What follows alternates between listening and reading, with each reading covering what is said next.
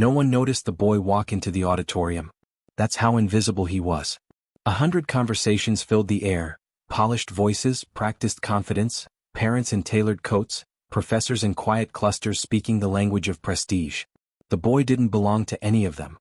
He stood near the back, holding a notebook that had been taped together twice, the cardboard cover bent soft from use. He wasn't supposed to be there. At least, that's what the man at the front decided the moment he saw him. "Excuse me," the voice cut through the room, sharp and irritated. "Why is that child touching the board?" Silence fell fast. Every head turned. The boy froze. His hand was still raised, chalk dust on his fingers. He hadn't written anything yet. He was just tracing, thinking. The man speaking was Dr. Alistair Hargreave. 48 years old. Endowed chair. 3 buildings with his name etched into stone. The problem on the board was his. And the boy was standing too close to it. "Security," Hargreave said calmly. "Can you remove him before he smudges something important?" A few people laughed. Not loudly. Politely. The way people laugh when they're relieved they're not the one being singled out. The boy swallowed. "I'm here to compete," he said. The room broke. Not chaos, amusement. Compete? Hargreave stepped closer, eyes narrowing, scanning the boy's oversized hoodie, his scuffed sneakers, the notebook held together with tape. "Compete?" he repeated. Then he smiled. Not kindly. The kind of smile that assumes agreement before you speak. "Son," he said softly, "your father cleans this building. That doesn't mean you get to wander into intellectual spaces." A murmur rippled through the room. The boy's jaw tightened. "My dad doesn't clean here," he said. "My mom does." Night shift. More laughter. Hargreave reached out and took the notebook from the boy's hands. Didn't ask. Just took. He flipped through the pages. His smile faltered. "Just for a second." "What is this mess?" he said louder now. "Everyone take a look." He held the notebook up. "Apparently, the janitor's son believes he solved the echelon variance problem. That did it." Laughter echoed off the marble walls. Some people clapped. Someone pulled out a phone. The boy stood there, hands empty now, face burning, surrounded by people who had already decided what he was worth.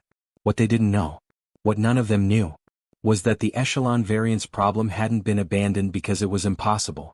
It had been abandoned because solving it would expose everyone who claimed to understand it. And the boy standing in front of them had been working on it since he was 9. Welcome to Cozynest Stories. If you enjoy calm, immersive stories like this, take a moment to subscribe and make yourself at home. For months earlier, the school bell didn't ring. It coughed. A broken speaker somewhere in the ceiling spat static, then gave up entirely. Students still moved when it happened. Not because the bell worked, but because they were trained to expect disappointment. The boy sat in the back row, near the window that didn't close all the way. Cold air slipped in even on warm days, curling around the desks like it was searching for somewhere better to be.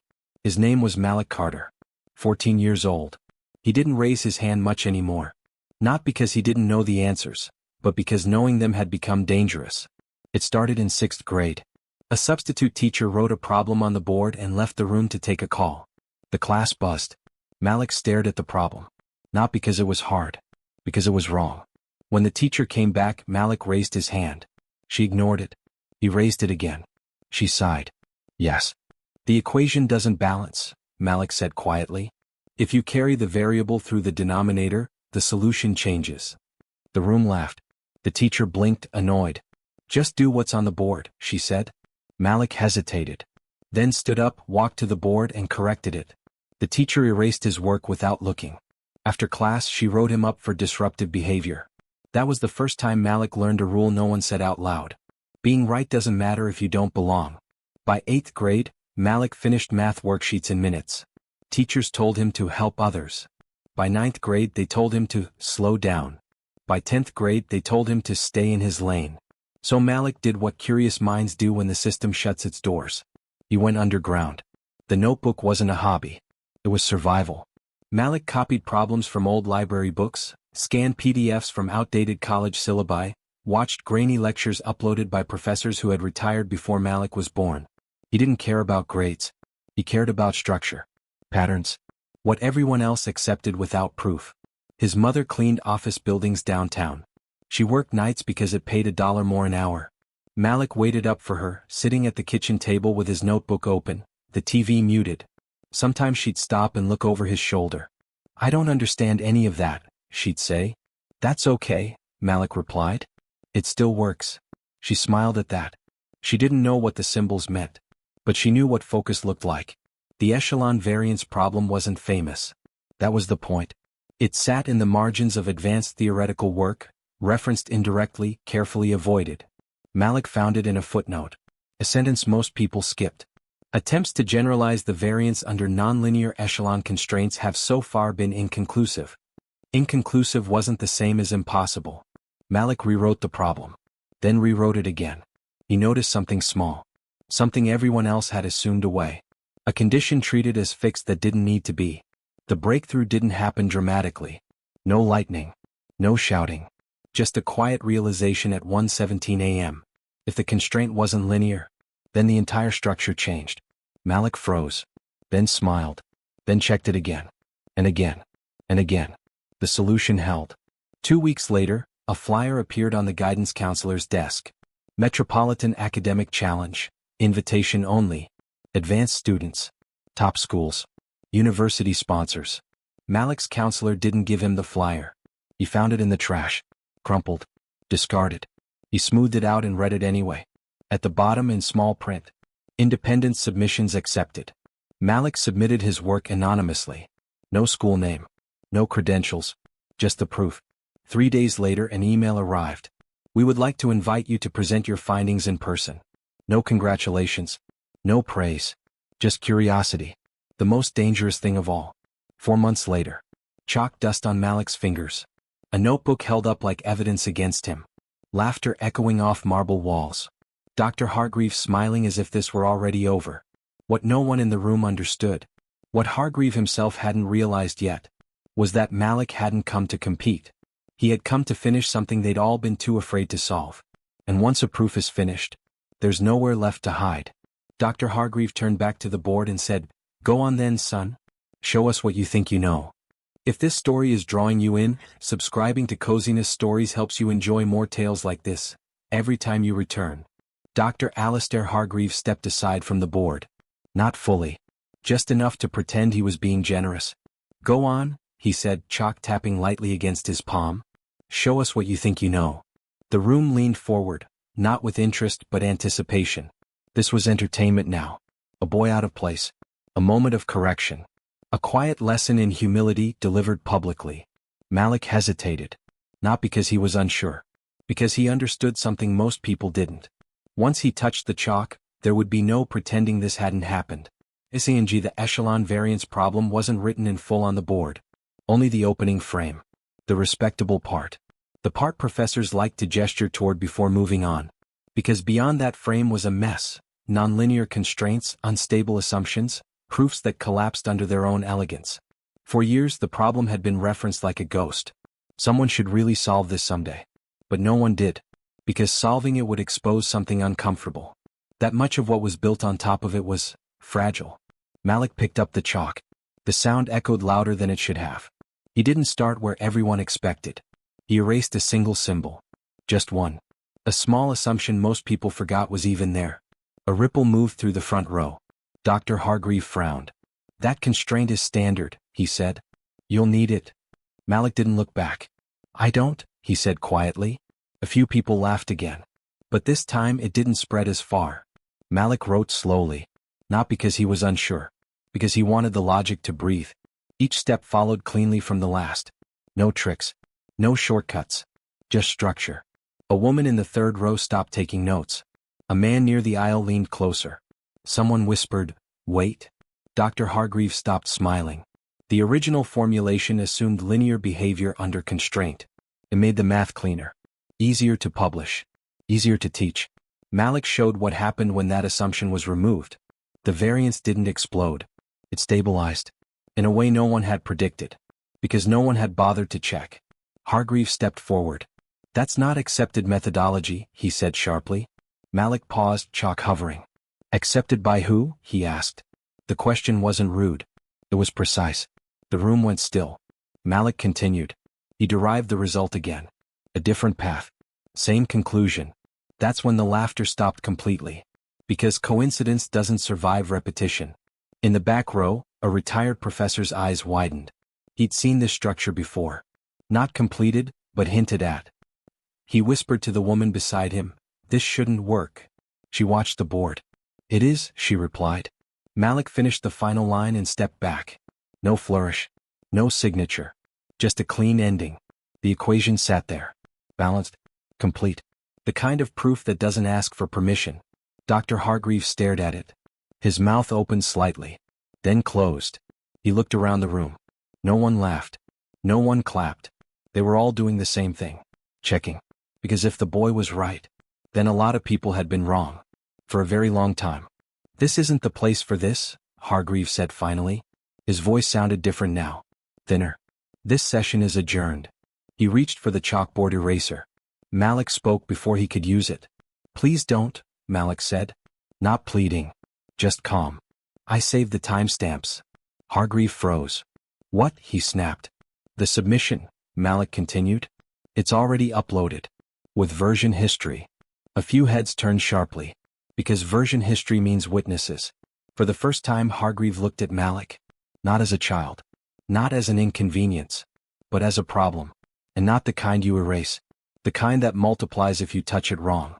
The retired professor stood up. Slowly. Deliberately. "I think," he said, voice steady, "we should let the boy finish explaining." Hargreaves tightened his grip on the eraser. And the room waited. Dr. Alistair Hargreaves did not sit down. He stood there, one hand braced against the edge of the desk, the other still holding the eraser like a weapon that had suddenly lost its power. Across from him Malik waited. Not defiantly. Patiently. That was the part Hargreaves hated most. Truth wasn't dangerous by itself. What made it dangerous was timing. And Malik's timing was catastrophic. Because Hargreaves wasn't just a professor. He was a brand. 3 textbooks. 2 endowed chairs.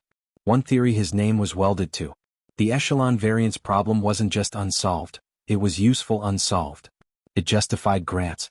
It justified departments. It justified Hargreaves. And now a boy who didn't even own a graphing calculator was standing in front of a room full of witnesses with an answer. Dr. Samuel Whitlock adjusted his glasses. He had nothing to gain anymore. No grants to protect.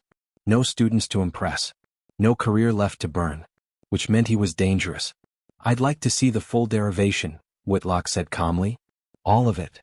Hargreaves snapped his head toward him. "This is not peer review," he said. "This is a student forum." Whitlock nodded. "Then perhaps you shouldn't have invited the problem that haunted peer review for 20 years. A few people exhaled sharply. That was as close to applause as academia ever got. Malik returned to the board. This time no one laughed. He explained where the standard model failed. Not loudly. Not dramatically. Just carefully. He showed how the assumption simplified the math, but poisoned the result. He showed how everyone after Hargreaves had inherited the mistake without questioning it. Because questioning it would mean questioning him. A woman in the second row raised her hand. She hadn't spoken yet. Dr. Elena Cho. Applied mathematics. Industry funded. "If this constraint holds," she said slowly, "then half of our optimization heuristics are optimistic at best." Malik nodded. "Yes, ma'am." Another hand. "And the rest?" someone asked. "They still work," Malik said. "They're just less impressive than we thought." That did it. Because mathematicians can forgive being wrong. What they can't forgive is being overconfident. "This is irresponsible," Hargreaves said sharply. "You're presenting an unverified proof in a public setting." Malik looked at him. "I submitted it to 3 archives last week," he said. "With timestamps." Whitlock smiled faintly. "I checked," he added. "It's there." Hargreaves' face drained of color. Because now it wasn't a scene. It was a record. No one shouted. No one pointed. They did something worse. They opened laptops, phones, tablets, and they started checking the math themselves. Right in front of him. Hargreaves watched as authority drained from the room, not stolen, not attacked. Just ignored. Malik capped the chalk and turned around. He didn't smile. Didn't gloat. He just asked one question.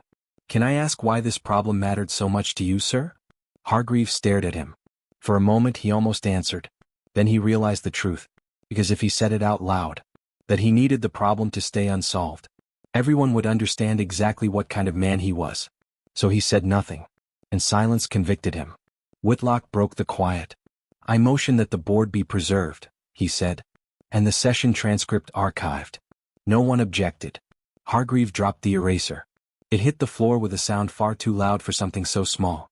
As people stood and clustered around Malik, not praising, not celebrating but questioning, Hargreave turned and walked toward the exit. Halfway there he stopped. Slowly. He looked back at Malik. Not with anger. With calculation. Because some men don't lose gracefully. They regroup.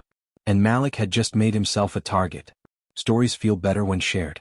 Subscribe to Cozynest Stories and stay connected to more quiet tales. The email arrived at 2:17 a.m.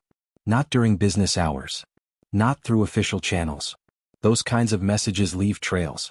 This one didn't. Urgent. Concerning material regarding Malik Thompson. No greeting. No signature. Just urgency weaponized into 12 words. Dr. Elena Cho read it twice before opening the attachment. It wasn't a proof. It wasn't a rebuttal. It was a background check. Old addresses. School records. Disciplinary notes from elementary school. Nothing criminal. Nothing damning. Just messy. The kind of information that doesn't disprove brilliance, but makes people uncomfortable enough to hesitate. At the bottom of the email, one final line. Before we elevate this student, we should ask whether he understands the responsibility of being right. Cho closed her laptop. She already knew who sent it. By morning the questions had changed. Not is the proof correct? But who exactly is this kid? Who helped him? Where did he really get the idea? Hargreave never spoke publicly. He didn't need to. He had students, colleagues, former protégés who still owed him favors. And favors travel faster than truth. Malik learned about the email from a friend who shouldn't have been brave enough to forward it. He read it silently. Then again. Then once more. His jaw tightened, not in anger but recognition. This wasn't about math. This was about permission. The department convened without him. No students allowed. No recording. Just senior faculty and one uncomfortable dean. Hargreave spoke last. Always last. We have a responsibility, he said calmly, to ensure rigor, credibility, and institutional integrity. Cho looked up. And who decides when integrity becomes gatekeeping? Pause. That word landed. Dr. Whitlock didn't raise his voice. He didn't need to. I've watched this cycle repeat for 40 years, he said. Brilliance appears from outside the approved pipeline, and suddenly we find reasons to slow it down. Someone shifted uncomfortably. Whitlock continued. If Malik were a grad student from Cambridge, we'd already be planning a press release. Silence. Because everyone knew he was right. They didn't vote on Malik. They voted on delay. More review. More verification. More caution. The motion passed. 6-4. Hargreave didn't smile. That would have been crude. Instead, he nodded, the nod of a man who knew time was on his side. Malik sat at his kitchen table when his mother came in from her second shift. She looked tired. He looked older than he had yesterday. They're slowing it down, he said. She didn't ask why. She already knew. They do that when they're scared, she said softly. Malik stared at the wall. What if they bury it? She reached for his hand. Then we dig. At 11:48 p.m., Malik opened his laptop. Not to argue. Not to defend. He uploaded something new. A short paper. 6 pages. Clear. Accessible. Unignorable. He titled it, A Simplified Demonstration of the Echelon Variance Constraint. And he didn't submit it to journals. He posted it publicly. With code. With visualizations. With comments enabled. If they wanted to slow him down, they'd have to slow down the internet. Then the second. Then the third. By morning it was circulating outside academia. Engineers. Data scientists. People who didn't care about legacy, only whether it worked. And it worked. A startup CTO tweeted. We tested this constraint overnight. It fixes a failure mode we've had for years. Who is Malik Thompson? That tweet reached 500,000 people in 2 hours. And suddenly the question wasn't is he legitimate? It was, why didn't you listen sooner? At 9:03 a.m. Hargreave opened his inbox. For the first time in decades. He was the one being asked questions. And at the top of the list. Subject. Request for comment before publication. The machine had turned. And it was pointed at him. The request came disguised as courtesy. We'd love to feature your students' work. What? Tonight. Dr. Elena Cho read the message twice. Then a third time. Because academic breakthroughs didn't get invited onto primetime news segments. Scandals did. Within minutes, the dean's phone was ringing. Then the provost. Then the university's legal counsel. By noon, the phrase reputational exposure had been repeated so many times it stopped meaning anything. Cancel the interview. Delay until peer review. Protect the institution. No one mentioned Malik's name. That too was telling. At 2:41 p.m., Malik was called into a conference room. No windows.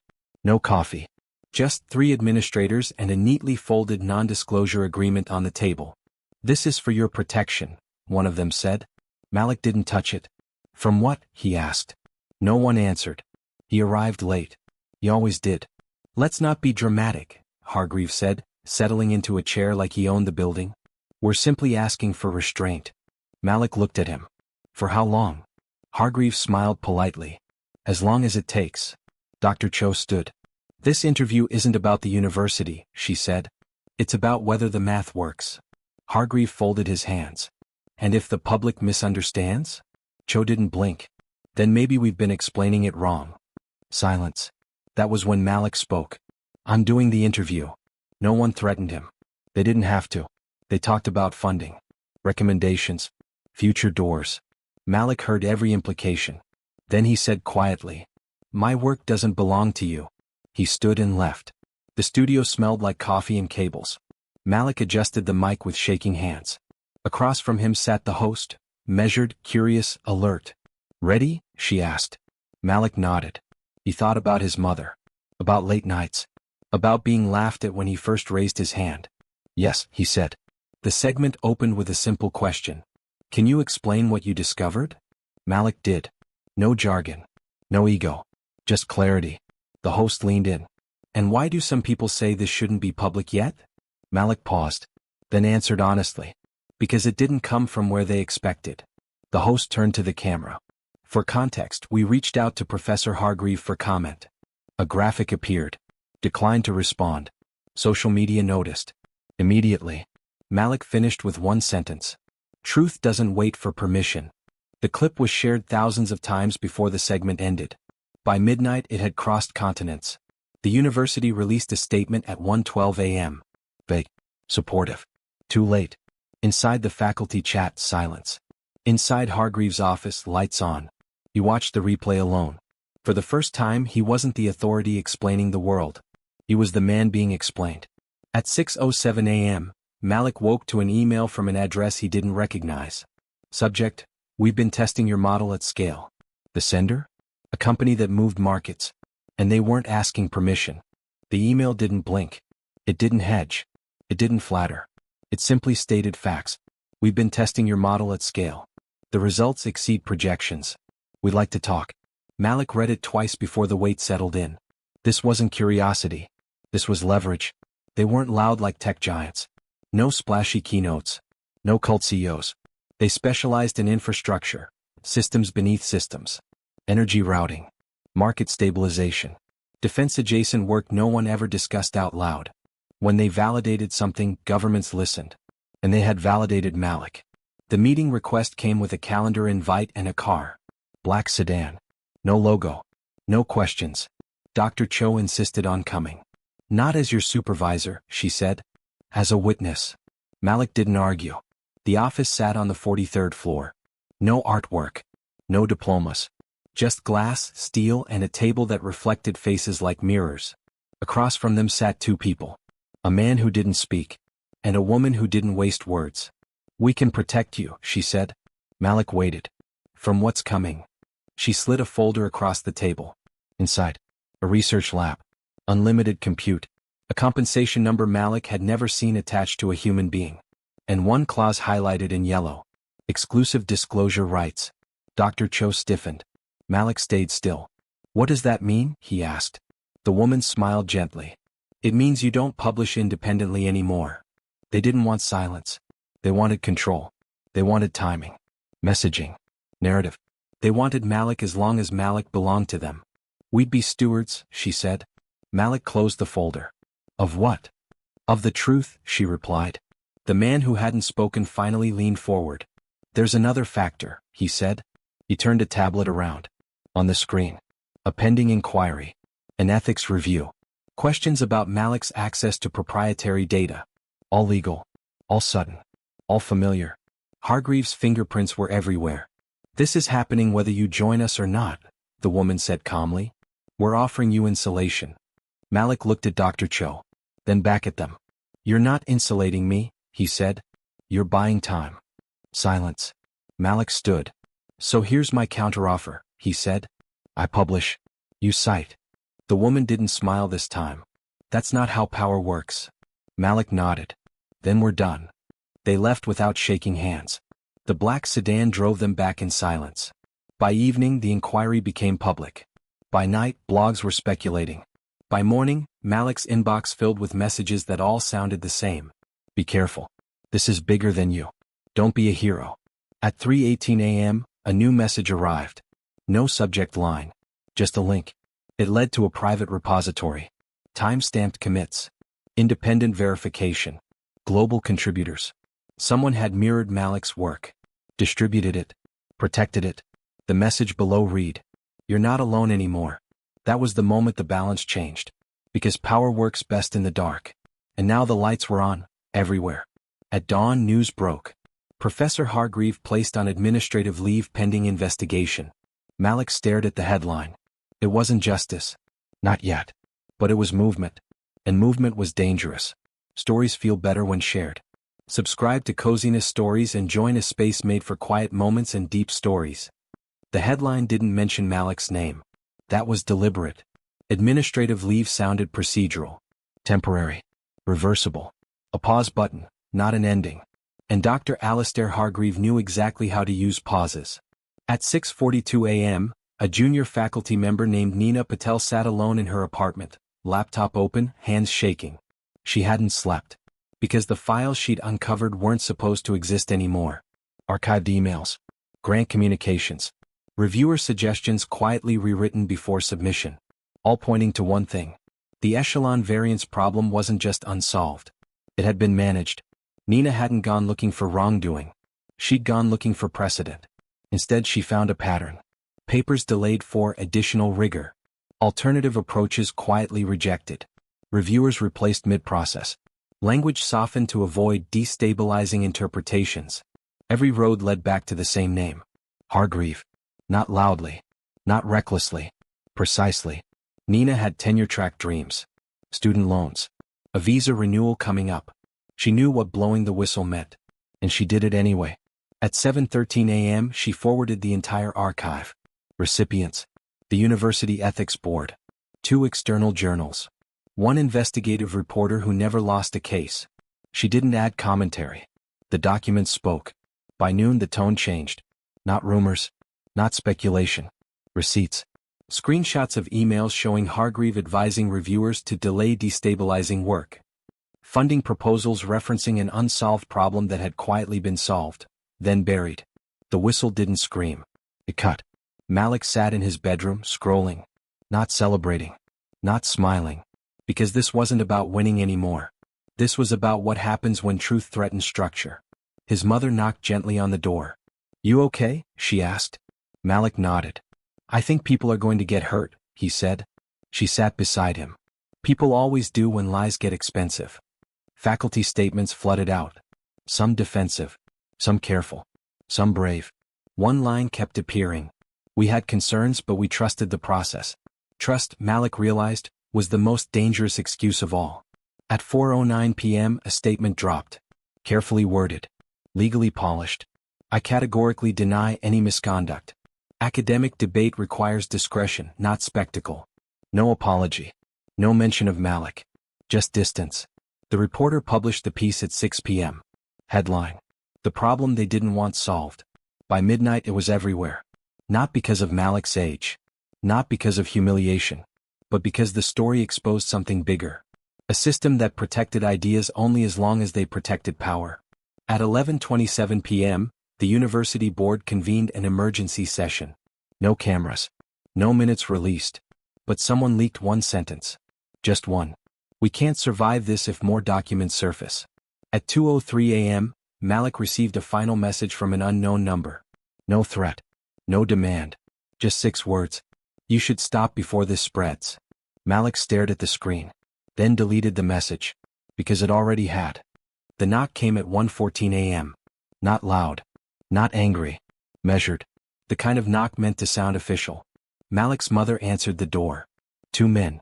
Dark coats. University IDs clipped where they wanted her to see them. Miss Carter, one said calmly. We just need to ask your son a few questions. Malik was already standing behind her. He'd been awake anyway. They didn't sit. They didn't record. They didn't threaten. Which was worse. One leaned slightly forward. Lowered his voice. You've done something very impressive, he said to Malik. But impressive things attract misunderstandings. The other smiled. People might start questioning your process. Your mentors. Your influences. Malik said nothing. Silence was his shield. Here's what we'd like, the first man continued. A clarification statement. Carefully phrased. Non-adversarial. Something like, my work builds on existing frameworks and does not constitute a definitive solution. Pause. You'd still be brilliant, he added. Just, not disruptive. You're asking my son to lie, she said. No, the second man replied smoothly. We're asking him to protect himself. She laughed once. Art. You people are terrified of a kid with a notebook. The first man sighed. We can't guarantee what happens next if this continues. Visa reviews. Scholarship audits. Media narratives. He let the words hang. Malik finally spoke. You came here to scare me. The man met his eyes. Yes. No signatures. No agreement. Just tension left behind like smoke. The door closed. Malik's hands shook for the first time. 10 minutes later, Nina Patel called. Her voice was steady but tired. They're panicking, she said. Which means we're close. Is it worth it? Malik asked. She didn't answer immediately. Then, it has to be. Or none of this matters. By morning, leaks appeared online. Anonymous posts questioning Malik's background. His school. His preparation. Whether he'd received undisclosed assistance. The comment sections turned ugly fast. Brilliance suddenly needed permission. At noon, something unexpected happened. Dr. Evelyn Cho, Fields medalist. Untouchable. She posted one sentence. I have reviewed Malik Carter's proof independently. It is correct. That was it. No explanation. No debate. Just authority. Other names followed. One by one. Quiet at first. Then louder. The whisper campaign collapsed under weight it couldn't carry. At 9 p.m., the university announced a full external investigation. Not internal. External. The kind you don't survive with secrets intact. Malik sat alone that night. Not victorious. Not relieved. Just older. His mother knocked softly. You did the right thing, she said. He nodded. I know, he replied. I just didn't know it would feel like this. Outside, the institution was cracking. Inside, a kid from nowhere learned what it cost to tell the truth. By morning, the building felt different. Not louder. Quieter. The kind of quiet that comes after something breaks. It arrived at 6:02 a.m. Subject line. Mandatory attendance. Emergency faculty assembly. No agenda. No explanation. Just a location. The assembly hall was filled with people who weren't used to consequences. Senior faculty. Board members. Donors whose names lived on buildings. And at the front, Richard Hale. No podium today. Just a chair. The external investigators didn't waste words. They projected timelines. Emails. Edits. Access logs. A clean, merciless sequence of cause and effect. The problem change. The private messages. The late-night access. The pressure campaign. The visit to Malik's home. Every denial died on the screen. Hale stood once. I never intended. The lead investigator cut him off. Intent is irrelevant. Pause. You altered an academic competition to discredit a minor. Another pause. You then participated in an intimidation effort. The room shifted. People stopped taking notes. Effective immediately. Administrative leave. Teaching privileges suspended. Funding frozen. Committee roles revoked. No applause. No gasps. Just the sound of a career ending in real time. No one asked Malik to attend. They didn't want him there. But he watched the live stream anyway. He didn't smile. He didn't celebrate. He just closed his notebook when it ended. It came that evening. Private number. Malik almost didn't answer. I was wrong, Hale said. No explanation. No defense. Just that. You never saw me as a person, Malik replied. A long silence. You're right, Hale said. I saw a threat. I won't retract, Malik said calmly. I wouldn't ask you to, Hale replied. That was it. The line went dead. News coverage changed tone overnight. Not prodigy. Not miracle kid. They used a different word now. Whistleblower. Someone who didn't just solve a problem, but exposed a system. They came from everywhere. Kids, teachers, parents. I didn't know I was allowed to be smart. I didn't know someone like me could win without cheating. I didn't know adults could be wrong. Malik read every one. He stopped being anonymous. Stopped being just a kid. Every success now came with suspicion. Every mistake would be magnified. Nina warned him. You don't get to be invisible again. I know, Malik said. That night, Malik walked past the university gates. The stone letters were unchanged. But something else was. For the first time the institution had flinched. And it hadn't flinched because of rage. It flinched because the truth had been written down. History doesn't disappear quietly. It gets edited. It started small. So small most people missed it. The university website updated its competition page. The headline was still there. But the wording had shifted. Where it once read, a student identified a novel approach during the finals. Now it said, faculty oversight guided the discovery process. No name. No age. No acknowledgement of who actually stood at the board. Then came the press packet. A glossy PDF sent to donors and alumni. It framed the event as a collaborative academic moment, a triumph of mentorship, an example of institutional excellence. Malik was mentioned once. In the footnotes, Nina noticed immediately. She called Malik that night.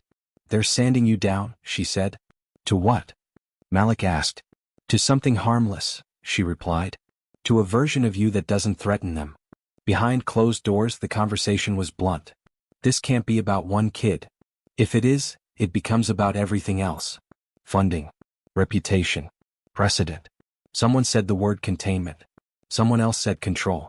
Malik received an email marked confidential. An invitation. Private scholarship. Lifetime tuition coverage. Research access. A carefully worded apology, never admitting fault. One condition. Public communications must be coordinated through the university. In other words, you can win. But only quietly. Malik didn't answer right away. He went home. Sat at the kitchen table. His grandmother stirred soup didn't look at him. They trying to buy your mouth? She asked. He nodded. She tasted the soup. Soup needs salt, she said. Then she looked at him. And truth needs air. Malik declined the offer. Politely. Formally.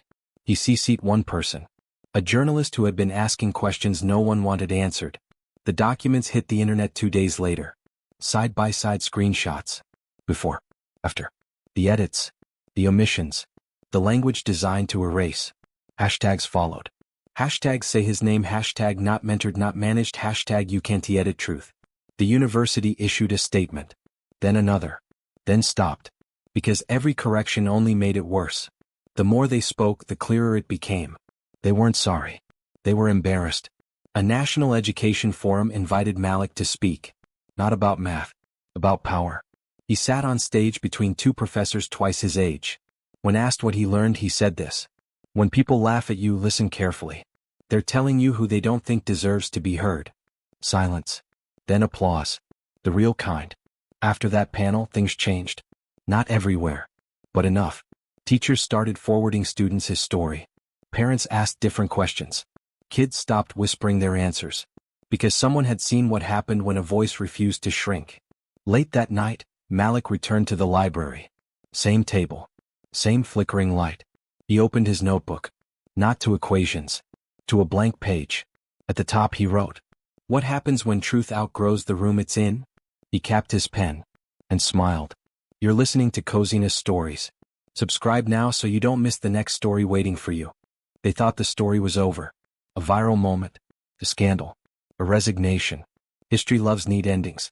This one refused to be neat. 3 months later the accreditation board arrived. Not with cameras. Not with statements.